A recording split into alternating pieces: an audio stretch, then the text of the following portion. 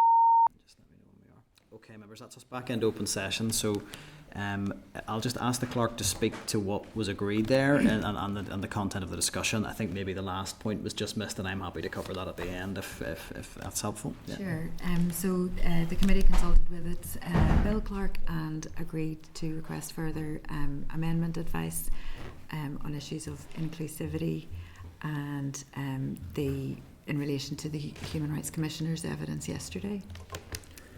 And then just at the end, around looking at a potential amendment around mandating who would be consulted, specifically parents and young people in the school. And then also on clause 2.3, potential amendment around making it a must provision around some of the reasonableness provisions around what is included in a policy. Okay. So that concludes that item, and that brings us on to item 11 on the agenda, which is correspondence. So members, as usual, I will direct you to the summary note that was provided by the clerk of our correspondence, and that's at pages 75 to 193 in your packs, as well as some additional items that were tabled if members want to refer to that. So other than anything that requires a committee decision, it'll be as per that note unless a member raises it. I'll go through items now that may need discussion or decision. Item 11.2 on page 76 is a response from the Department of Education in relation to its role in delivering the Ending Violence Against Women and Girls strategy. I would want to suggest a couple of things that broadly we note the response and share it with the Committee for the Executive Office, who had originally raised that with us. And also I would suggest that we may want, if possible, to request a sight of the Healthy Relationships Forum action plan when the department has that published, as it would be keen to see what is in there. Are members agreed, or any other actions? Item 11.3, page 79, is a response from the department on Sure Start funding and on preschool pupil allocation numbers. So I'd want to suggest that we share that with Sure Start for any feedback in relation to the uplift they've received, and also that when time permits, I think it would be useful to receive a briefing from the EA admissions team once that review is complete. It's an issue that all members have spoken about and highlighted. So again, if members are agreed, maybe after recess, but if members are agreed on that. Item 11.10, page 137, it's a call for evidence from the Committee for Finance on the Death, Stillbirths and Baby Loss Bill. I would want to suggest that probably will have limited crossover with the work of this committee, and it would suggest that we note unless members have anything specific they want to highlight. No, content to note. Item 11.12, page 193. It's an invitation from the Department of Education to the launch of the strategic review of the Northern Ireland curriculum, and that's on next week on Tuesday, the 3rd of June. So again, happy to hear members' views. It's regrettable it lands on a plenary day, and I think even to add to that on a day when we're scheduled to hear evidence from our youth stakeholders on the uniforms bill, which may limit attendance. I've personally given my apologies for that reason. Obviously, it's for members to respond if anyone else is able to make it. But I would suggest that we do go back to the department and seek a briefing, an oral briefing from Lucy Crane and the department on the outcomes of that curriculum review at the earliest opportunity. And I've discussed this with the clerk. We can maybe cover it at forward work plan. There's possibly a couple of issues we may want to still hear evidence on before recess if time does permit, and I would suggest that may be one of them if members are agreed. Agreed. Item 11.13 in your tabled papers, it's communication from Danny Baker, member of the committee, providing a summary of responses to his holiday hunger PMB proposal. So I'm happy just to offer Danny the opportunity to speak to that briefly if his audio is working, but other than that it would be to note. I don't know, can you hear me? Yes, no, you're back with us, Danny, yeah. Oh, happy days. No, yes, no, just to keep us all abreast of what's been happening. That's a full consultation report, and very much it's one piece of a bigger puzzle to end child poverty. So people want us to take a wee moment to read through it, and hopefully it'll be on the speaker's desk very soon, and maybe before this committee as we debate it going forward. Thank you, Danny. So other than that, are members content that we dispose of the correspondence as per the summary note at page 75? Agreed. Okay. So that takes us to item 12, which is the forward work programme. Just as we are sort of the clock is ticking towards recess, so there are probably a couple of things just to consider, but I'll ask the clerk just to speak to the forward work programme in the first instance. Sorry, I don't have it open. So I've just been trying to schedule the bill as I advised you last time, and so next Tuesday is the youth stakeholders. There's going to be the youth assembly, followed by the children's commissioner at a policy level, followed by the children's commissioner's youth panel, and then where is that? So it's just in here, and it's the same format as today, because it is evidence in respect of legislation, and we will have Hansard. Sorry, I beg your pardon, I would like to just open this. And I have written the list of stakeholders that were in the bill, with the bill clerk's briefing, are those that were highlighted by Raise, and I have contacted all of them and asked them for, in the first instance, written briefing, but also to come to committee on either the 10th and 11th or the 17th and 18th of June, and that would be the end of the opportunities for oral briefing on the uniforms bill. So hopefully that would allow us to hear from some additional stakeholder groups. But so I've told you about the youth. This is just really slow to open. Oh, you're all right. I've told you about the youth ones, and then menstruation matters are available next week. That's obviously a voluntary position, so the witness was precluded by our formal work requirements from coming today. But so that we could hear from Katrina from Menstruation Matters next week. CMA are going to give the perspective on the cap and the various competitiveness and economic issues. Remind me, who are CMA? Sorry, Competitions and Marketing Authority. Okay. Parenting Focus as well have done some work and are going to attend that day, and we may have one other if that's not too much, everybody, but we haven't got that last one confirmed. I think in terms of the having done the school uniform, the school youth engagement on the Tuesday, I think probably two briefings plus the bill team is probably about right, and maybe to carry over. Are you referring to the Women's Support Network who we've engaged with? I think if they come back and are interested in presenting, they have done work on the real specific cost aspects of uniform, to maybe carry that to the 11th of June. Okay. I will just move that right now. So there's also an informal meeting on the Tuesday morning that the committee has agreed on the outdoor learning. So you've already received that presentation in your packs, and it would just be to hear from Michael Cross, who looks after the centre, the outdoor centre at McGilligan, which is very curriculum linked and gives young people a residential where they can work on their coursework, and that would help us to finalise a motion on outdoor learning and go to the chamber with that. Why Riot I have in there as an informal meeting the following week. The Deputy Chair might want to speak about this because he was at the launch today. It may be a wee bit harder to schedule the academics who worked on that, as one of them is based in England. But it was a very interesting and positive session and seemed to have great educational outcomes.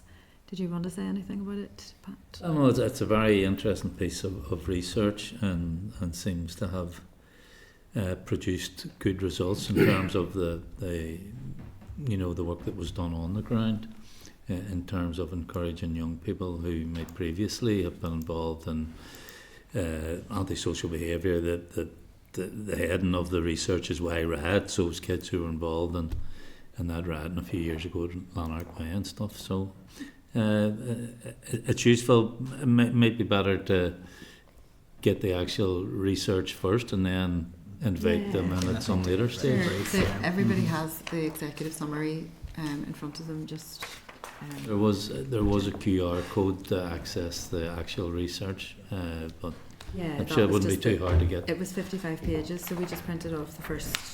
Yeah. I think in the first instance, if we get a written, I think everybody should be briefing, reading the 55 pages. Written briefing shared. Yeah, pages first. Okay, we'll take it from there. Okay.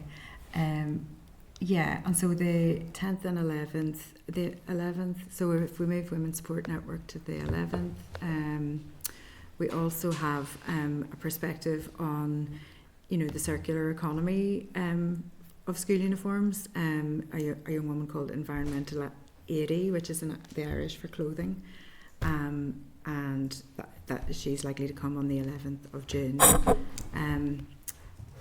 And yeah, so we're still scheduling some of those things.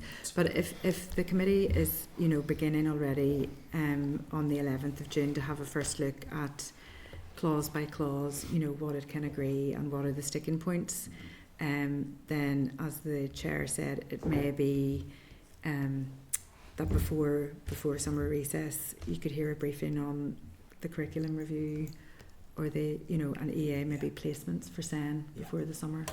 Yeah, I'll sort of, good to hear views, and at a conscious time people will be keen to wrap up, but just to support the clerk with the forward work planning, which is always a never-ending balancing act. Are members keen to hear on curriculum review, and I think, as was suggested, on an update on placements from the EA, if time permits. There is space in the programme, but it just depends how much time or actual conversations around the bill take in terms of the clause by clause and consideration of the report. So just to get a steer if members are keen to fill those, always get the flexibility to pull a briefing if we need to. So just be good to hear on that. Yeah, and just for clarification, in terms of our scrutiny of the bill, we would expect to do a clause by clause on the 11th. Yeah, well, it was just to try the first to sort of cut of it. in that kind of front loading, lens, just to try to take a look at what the decisions are, relatively early in the process, and see where there's agreement and where there needs to be further work, or where there's additional witnesses. Yeah. Is that done in closed session? Yes, all of those clause by clause will be in closed session until the very end, when really, hopefully, you've agreed everything, and then we can run it in open session and record. Yeah. And just in terms of the length of time that will take, have you a rough estimate? Each time that we do clause by clause? Yeah. I mean, like maybe only 20 minutes it's just to go around the table and see what sticking points there may be, so that you can okay, so I was just wondering, given that we're going to have evidence sessions on those days as well, I'm just concerned that we mightn't have time. We might bring people up, and that's why it'd be good to hear if the clause by clause drags on, I'm just... So maybe the way we did it today, where we had the bill team respond to anything that had come up in the evidence sessions, and then the bill clerk advise on amendments, we could then just go, so there only are 13, how are we doing with clause 1, clause 2, clause 3, and just, add it into that. Is that all right? There's probably only a small number of clauses that are going to be contentious in any way, or that people are going to bring amendments. We're not going to disagree on the title of the bill, I presume, and things like that. No, don't be doing that, honest, David. Michelle, you'd wanted to come in? Just in terms of, if we look today, for example, this was scheduled as a briefing on the uniform bill, but we touched on the uniform bill. It was a briefing that covered a massive amount of stuff, and none of it probably done particularly well. We just touched here and everywhere. For those briefings, when we are inviting people, are we saying, come and speak to us about the uniform bill? So I'm just so conscious of how limited our time is to do this, that if we're then talking about a range of other issues within those sessions, it's you know, we're not giving it the scrutiny that it needs in this condensed sort of window that we have. So I'm just wondering, because that would impact on some of this. Well, I think having some of those issues around saying spoken about in detail is really good, and to dive into those, if we can find space for them, that would be great, especially around things like placements. But for some of these other sessions, just that they are focused on the bill would probably be helpful all round. Yeah, I think the session yesterday is more typical, you know, and that is that was the purpose of the invite to the unions, but the unions have got so many things to represent to you that you're also very interested in. We just got them to do that another time because that was a lot. And like I say, it was all really good stuff, and we want to hear about it. Yeah. But we do have we did make a commitment that we're going to condense this scrutiny, and that we would all down tools and focus on it. So I think we need to focus on it. No, I would agree. I think if we throw in lots of other items of evidence into those sessions, it does dilute it. I would be hopeful that anyone else we have in there as a stakeholder will only speak to the bill. I don't think it's likely that we'll. I don't think that there should be anything else that is maybe as broad as what we had today. We did discuss what they were planning to talk about in advance. Sorry, David. First of all, I agree with Michelle on that, and I think particularly on some of these issues where, you know, like maybe showing some of unintended consequences or things you haven't thought about, I think you do need to get into some more detail on it. And yeah, I think that's, if there is a focus on that issue, it probably is better. Now, in the rest of what I was going to say, the clerk will be more experienced than me, Pat will be more experienced than me in terms of this. I've never been through this sort of process before, but I was just going to suggest that it might be best to do a couple of those clause by clause sessions before deciding whether you're going to schedule anything else, so that we know, hopefully after the first one or two, you'll have an idea of whether it's going to be 20 minutes or whether it's going to be longer. I don't know if that's standard or what, but I just sort of think that it will at least give us an idea where we're sitting before scheduling some of those other sessions on additional issues. I think that's why this conversation is helpful to get that sense. You know, I'm in the same position as you, David, not having been through the legislative process before, so you know, I certainly don't want to fill the work programme up with stuff that then puts us under pressure unduly. So I'm hearing maybe just a slight reticence to fill the work plan with anything else at the moment. So is that possibly to be parked, to be reviewed on the 11th of June? Is that a fair sense of where we're at? Okay. Well, I have invited people, like, saying that those slots are available for school uniform. Yeah. For school not uniform. It's not the beyond. I think anything other than school uniform. And obviously, if there isn't the demand for the school uniform stuff, then you can go ahead and fill it. I just think sort of initially just hold off and. Yeah, or you can make all your decisions on uniform and you can get shot. So to be reviewed on the 11th. That's grand. So our members content to endorse the forward work plan as drafted. Agreed. Item 13 then is any other business. Is there any other business? No. So that's just item 14 then, date, time and place of next meeting, and that is scheduled for Tuesday the 3rd of June, this room 29 at 4 p.m, and that's for our youth stakeholder engagement. And I'll just put the question in that the committee meeting does now adjourn. Are we agreed? Agreed.